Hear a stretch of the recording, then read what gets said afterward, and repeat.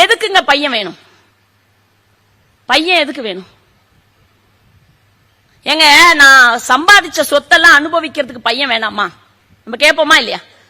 நான் சம்பாதிக்கிற சொத்தை அனுபவிப்பதற்கு எனக்கு பையன் வேணும். சரி, அடுத்தது பேர் சொல்றதுக்கு பையன் வேணும். என் பேரை அடுத்தது சொல்றதுக்கு ஒரு பையன் வேணும். சரி, இன்னும் பெருசா ஒண்ணு சொல்லுவோம் தெரியுங்களா? கொல்லி வைக்க ஒரு பையன் வேணும். கொல்லி வைக்க ஒரு பையன் வேணும். அதுக்கு இல்லையா பையன்?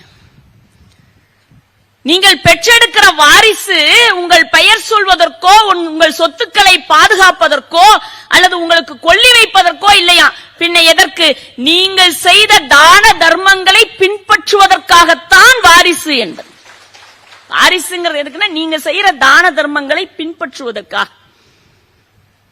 உங்கள் மகனுக்கு ஒரு குற்றம் வந்தது என்று சொன்னால் நீங்கள் செய்த பாவத்தினால் வந்தது என்பதை நீங்கள் தெரிந்து வைத்துக் கொள்ள வேண்டும் என்று வள்ளலார் சொல்கிறார்.